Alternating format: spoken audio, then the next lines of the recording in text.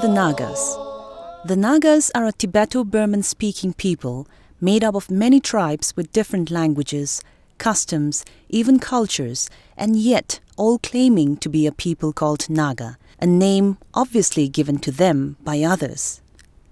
The tribes live on the easternmost Himalayas, along the Patkai and Barail mountain ranges, now found along northwestern Myanmar and in the Indian states of Nagaland, Manipur, Arunachal Pradesh and Assam.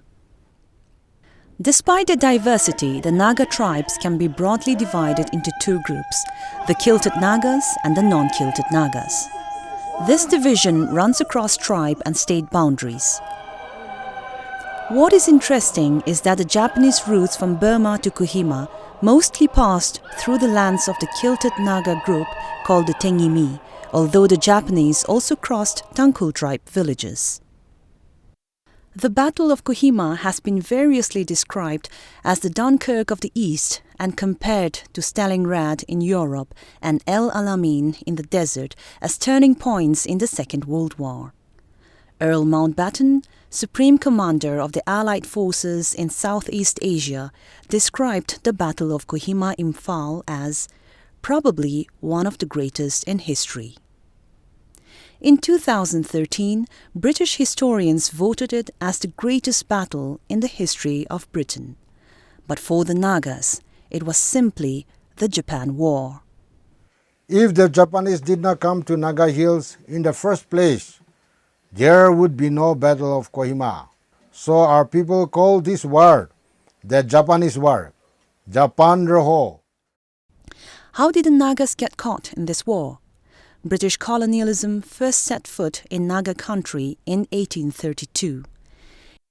In 1878, they shifted their headquarters to Kohima, and by 1880 they had effective control over the western Naga tribes after the Battle of Kohima. By the time the First World War came, the British administration could mobilize several thousand Nagas into the labor corps and sent to Europe and Mesopotamia. When the Second World War broke out, the British started mobilizing the Naga labor corps again. Sosang Temba Longkamer, who is 98 years old from Longsa village, was one of 50 levies from Ongpangkong Range who cut the Burma road towards Salween River. Vikayana Nagi of Jotsama village went to Manipur as labor commander. We cut the Burma road from Palel to Salween River. When the Japanese started bombing Imphal, we returned home. I also worked with Kevichasa as DC Kohima in cutting the Jotsama bypass road. Later, I was interpreter to DC Lambert and General Grover. In 1942, Burmese and Indian refugees started coming from Burma. By early 1944, the refugees were in full flow. Kayan Pusha was about 17 or 18 years old when the Japan War came. Our first inkling of the coming of the war was the arrival of the refugees from Burma. By March 1944, so many refugees were coming on the Indo-Burma road, walking all the way as there was no transport available. The ordeal was too great, and many of them died of starvation and exhaustion, no longer able to continue. But some managed to go to Dimapur and Assam. So, the Nagas knew the Japanese were coming. But the speed with which things started happening would take them by surprise. Also, in the initial days, the scene in Kohima was one of utter confusion everywhere. For instance, the withdrawal of Brigadier Warren's 161st Brigade to defend the Dimapur stores caused near panic, and people started leaving Kohima and going to the nearby villages. Chrysotio Sacher, retired educationist from Kohima village, was there. When the Japanese were about to arrive, the British Army vacated Kohima and went to Dimapur. So, we had to run to neighboring villages to seek shelter. But when the British 2nd Division came, they proved too powerful for the Japanese. In the fighting, our village was reduced to ashes, and so many lost their lives. Why did the Nagas decide to help the British? We heard the British soldiers had asked the then Deputy Commissioner C.R. Pause to leave Kohima because of the impending war. But he refused to leave, saying, "You are free to go, but I will not leave. I will not abandon my people, and I will sacrifice my life for the Nagas." So all the Dubashis stayed with DC. Nagas, they had great respect for the honesty, good sense of the British, and the British administrators were fighting the Japanese. Their friends became their war, so they just naturally helped their friends. Very soon, war was knocking on the gates of Kohima. We had heard that fighting was going on in Chasie. Then, on 2nd April 1944, the British withdrawing from Imphal side reached Viswama. The officers scanned the areas towards Mao and Chakasang side through binoculars. Then they proceeded towards Kohima. The next morning, when we got up, we found the Japanese already in the village. Obviously, they had arrived on 2nd April night. I saw their uniforms were clean and their skins were fair. On 3rd April itself, they marched towards Kohima. The next day, 4th April, we learned that firing had started in Kohima. The Battle of Kohima had begun. Torrential rain, thick jungle, hunger and disease would all take their tolls very soon. Heuziteo Singh Rao was about 12 years old when the Japanese came. The INA and about 3,000 Japanese soldiers came from Manipur side, crossing the Barak River. After the Japanese came, the British started bombing the village. I remember 6 planes came and dropped water pitcher-sized bombs from planes that looked like giant fish. Because of the terrain, only one house was burned from the bombing, but 2 persons died from the fire. I used to collect hay for the Japanese and got paid 2 rupees. When the Japanese left our village, they made all the male members carry their loads to Pulebaze.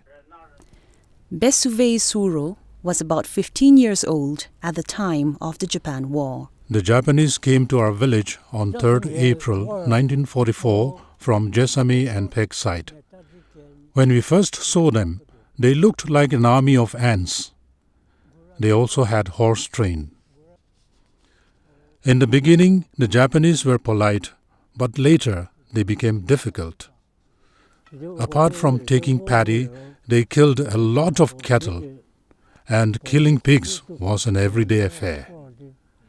They would sometimes line up the villagers and make them kneel, threatening to behead them. The villagers would challenge them to do it. Luckily, only one man was actually killed. Pukoho was studying in class 3 when the war came. When the Japanese arrived in our village, they turned the Baptist church into a school where they taught 1, 2, 3, ABC and the Japanese national anthem. Sa sui su si so na nu nu ni no ichi ni son shi zero ji ni akaku hinomaru somete. Tomorrow Kohima finish, overcome Kohima. Kohima master. Kohima master, they would say, and force everyone they meet to carry their loads. The Japanese objective was clearly to capture Kohima. As the fighting spread, all the nearby villages were displaced. But Jakama people did not run because our jungles were filled with Japanese soldiers. General Sato himself camped here at Sokapezu. As Jakama was the Japanese headquarters, they also printed their currency here. 50 pies, rupees 1, 2, 5 and 10 denominations were printed. Viswama people also claim that Japanese war money was printed in their village at Vinol's house. Vingotsore Katso remembers carrying paddy 3 times to Visema village for the Japanese. They would also pound paddy and gather wild vegetables. The Japanese were also very fond of local tobacco. They consumed even the stems and stumps.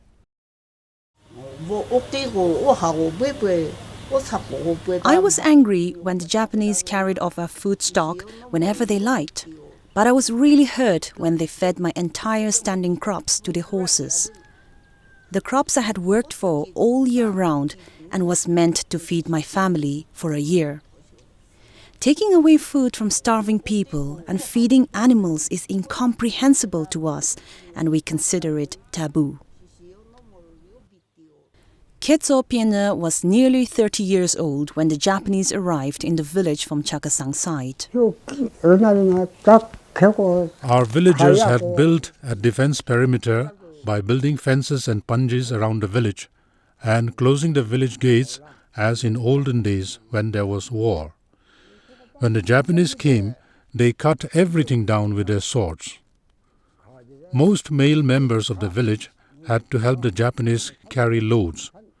I also went as porter on 3 occasions. Vimese Tsoche was about 16 years old when the Japanese arrived on the 4th of April.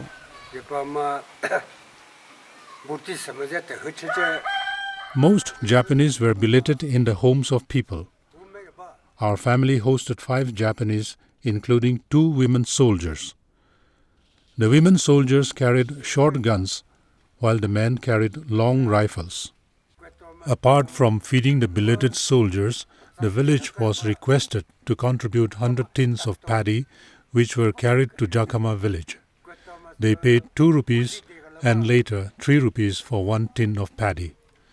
The villagers also collected wild vegetables and edible herbs, for which they would pay 50 pies or 1 rupee.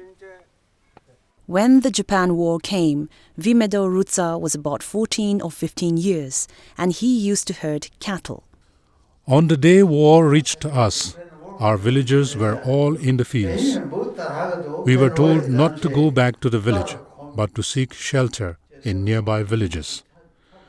Our villagers went to Rasoma, Nerhema, Chechama, etc. Later on, slowly we were moved towards Western Angami area.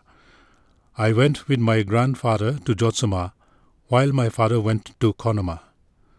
I remember we used to go down to Zaza River on the Dimapur-Imphal road to collect our rations, which the British provided.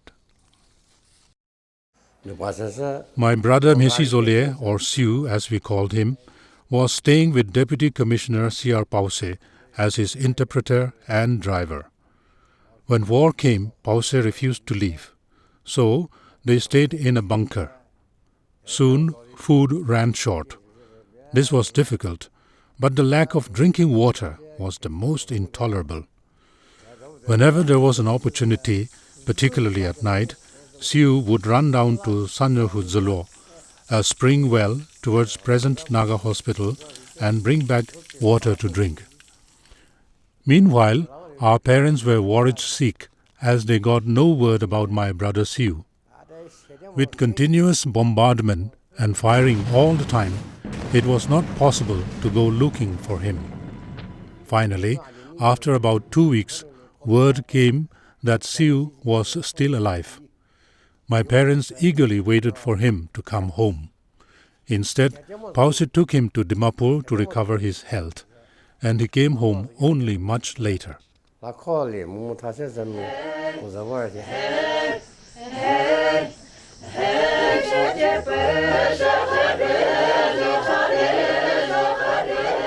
As the Japanese began withdrawing from Kohima, the British started a march to relieve Imphal. But en route, each village had to be won. Visema village is a good example. A 9-day battle was fought in Visuma to clear the Japanese and to proceed to Imphal. Many houses were destroyed. Many people also died. Our villagers were dispersed to different places and we returned only at the end of August.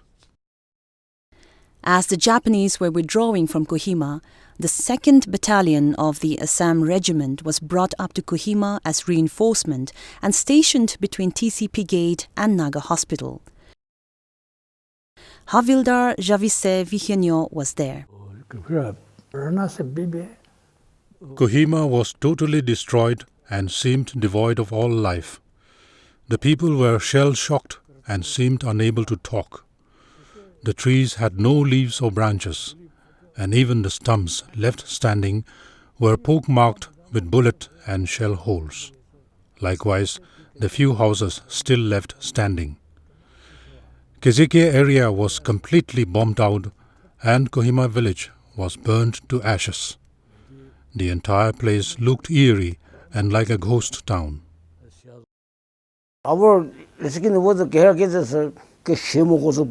Just after the war, I had gone to Kohima. It was completely destroyed. I saw a lot of rotting corpses. Many of them had maggots climbing out of boots and the feet coming apart at the ankles. The stench was horrible. I also saw rifles and other weapons piled up and burning like funeral pyres.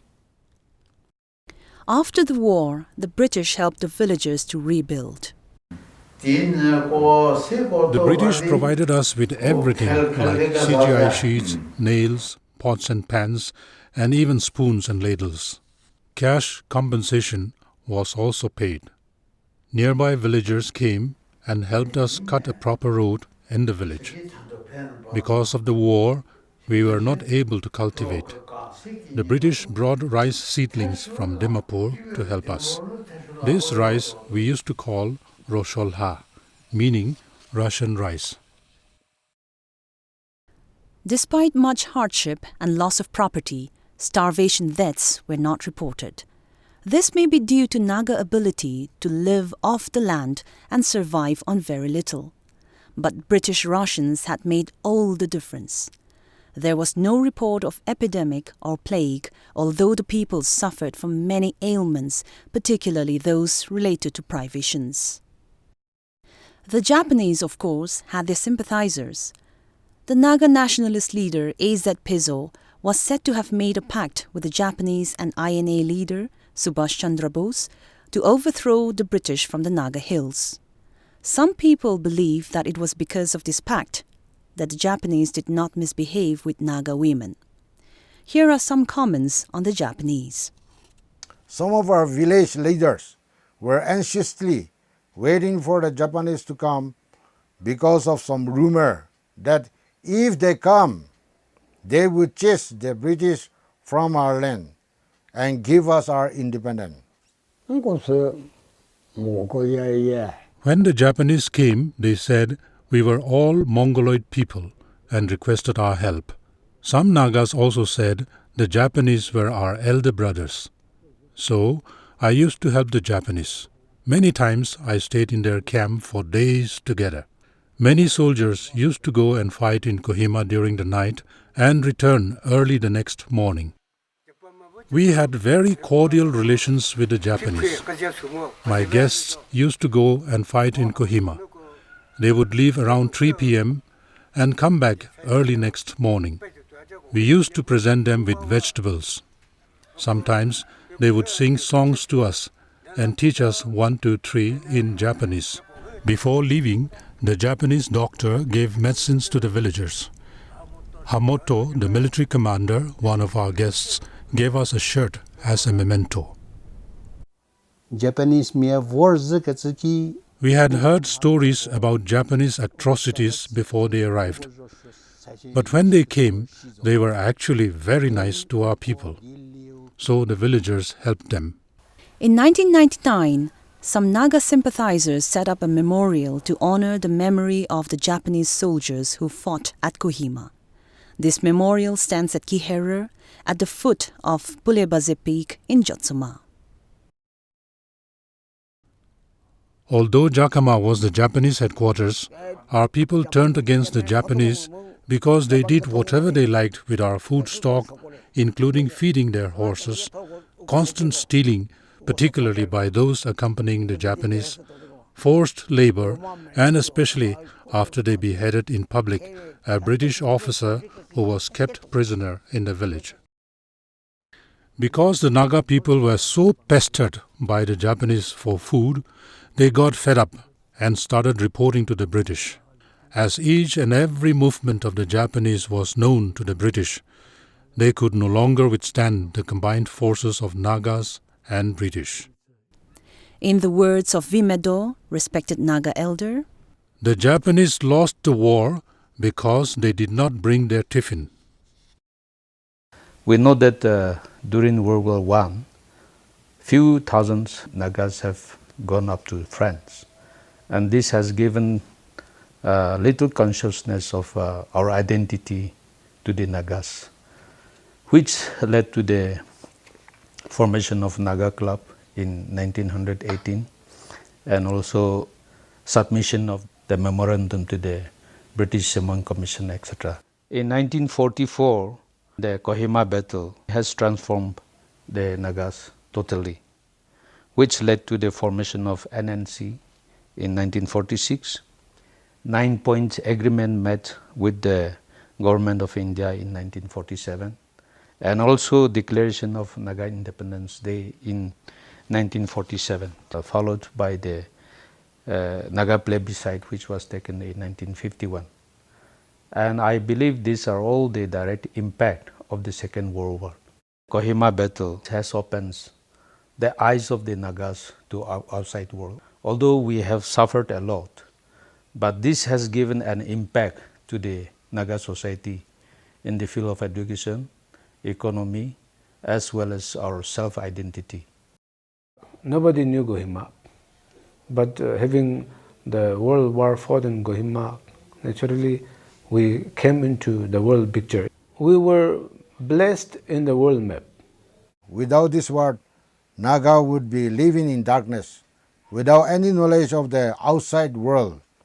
Even though the Japanese took our rations and the British burned down our villages into ashes, they wake us from our sleep of ignorances and fears of enemies. After the war, our people became brave like Japanese and educated like British. One of the first things that affected Nagas was that it suddenly opened their awareness of a bigger world. It was the first time for many of the people to see an airplane. For the first time, they saw vehicles. For the first time, they saw bulldozers. For the first time, they saw some monsters leveling hillocks even. After the war, so many different kinds of people came, went, stayed, did, then it affected the moral character of quite a few women. As far as touching human life, I find that the depth of feeling, the depth of perception, depth of life became a little shallower, if easier.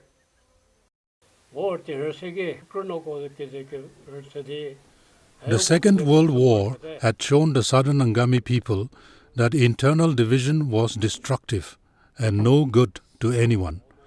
So, immediately after the Battle of Kohima, leaders of the area formed the Southern Angami Council, SAC, in 1944, with representatives from all the villages. Two very important things happened. The first was setting up a hydroelectric project at Kehora River, which provided electricity to Viswama, Jakama and Kigwema villages for the first time in Naga Hills. The second was the founding of John High School in 1945. Nagas were caught in a war that was not their own, but all of them became involved. Some helped the Japanese, most helped the British. Deputy Commissioner Paul says one gesture of refusing to abandon his Nagas won the hearts of the people. The loyalty of the Naga government servants was crucial to garnering the support of the vast majority of the Nagas. Japanese pestering helped the British cause. So, while the villages lay burning because of British bombs, the Nagas still helped and supported the British, serving them as soldiers, stretcher-bearers, informers, scouts, porters, etc. My father was with the Chenjit Column 76, and they went behind the Japanese army. My father used to get information from the villagers of the position's strength, such news about the Japanese movement, and then would pass it on to his column officers, and from there the Japanese positions were bombed. I was injured at the Battle of Jessamy on March 28, 1944, when a 3-inch mortar exploded near me. But we continued fighting. When order came for us to finally withdraw, we fought our way out. I was sent to Shillong for treatment. After 22 days, I returned to Kohima and took part in the assault on Pulebaze. When the Japanese pulled out of Kohima, we went to relieve Imphal. We pursued the Japanese all the way to Burma. For a long time, we fought at Mandalay. Even after the war was over, we continued to stay in Burma to maintain law and order. I returned home only in 1947.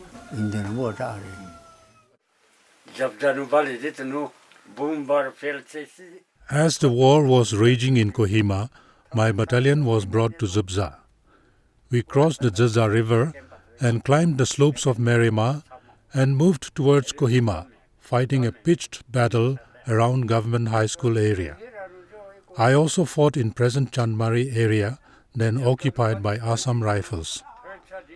After Kohima, we went pursuing the Japanese into Burma. On one occasion, we fought and walked continuously for 32 days. Nohol Katso, a former village council chairman of Jakama, says he became a British driver in 1942, and by the time the war came, he was also a mechanic and living at the workshop. After the war in 1945, I was part of the Naga contingent that went to Delhi for the victory parade. We dressed in our traditional dresses, which delighted photographers. The Viceroy spoke very highly of the Nagas and said the war would not have been won without the help of the Naga people. We all felt very proud to be Nagas. Because the Naga people supported the British, the Japanese could not cross Kohima and were ultimately defeated. I believe this is a great contribution of the Naga people. We supported vigorously either to the Britishers or Japanese, but when the war is over, the Nagas were left alone without deciding our fate. This is one of the unfortunate part where the Nagas have been experiencing. The British and Japanese came and fought in our land, but after so many years, I still keep wondering about them. Before leaving India, the British should have frankly told the Indians that Nagas are different and Indians are different, and they should respect one another. But they left the Nagas under the Indians. So, we have been fighting all these years, and thousands upon thousands of our people have died. The Japanese, on the other hand, came here to fight the white man without rations. They lived off our people and forced us to work for them. But till today, they have neither justified themselves nor said sorry to the Nagas. We understand they were fighting the British in a war, but surely the Nagas were not their enemies. Their ancestors still lie in our alleys and brooks without proper closure. Is this arrogance or foolishness? Sometimes I wonder what kind of people they are.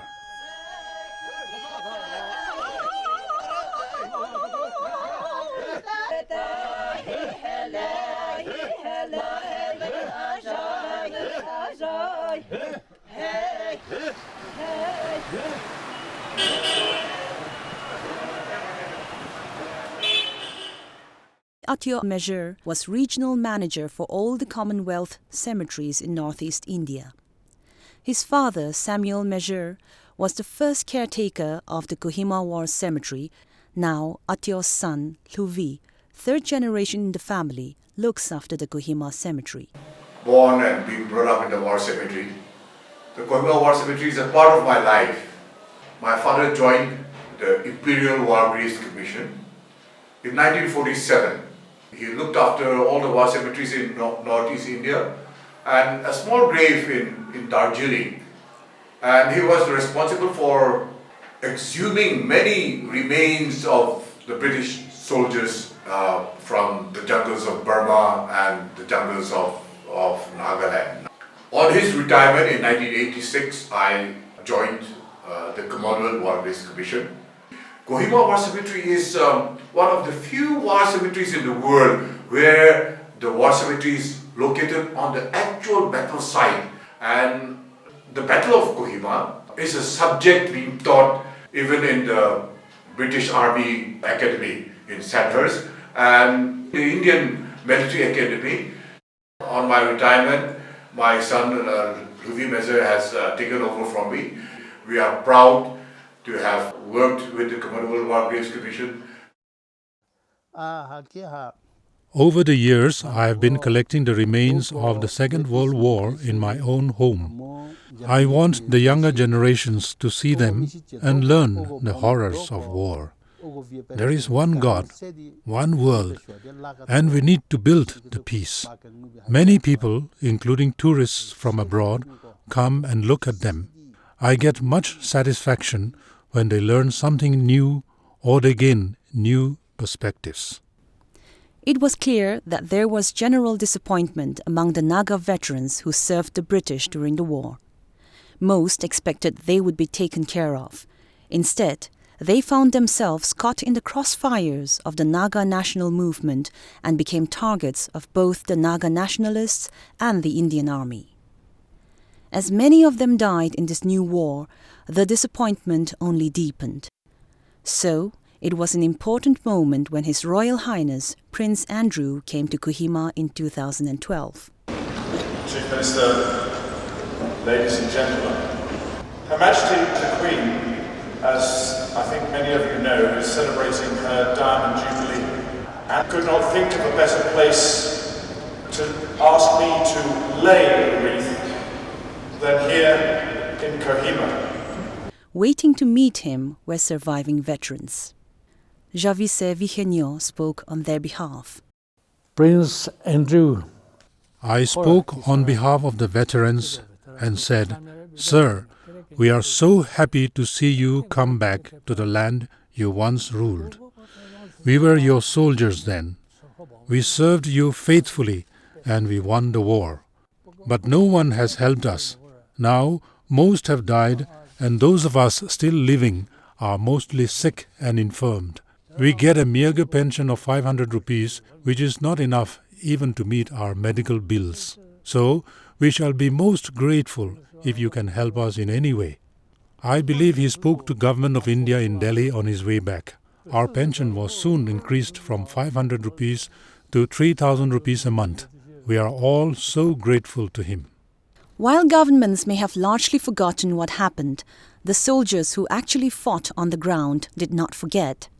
Gordon Graham, who fought in the Battle of Kohima as a captain in 1944, had always felt that they carried a debt of honor to the Naga people for their help during the war. Reunions and war memorials are fine in their way, but they're concerned always with the past. So we were looking for something which would have meaning in Kohima in the present.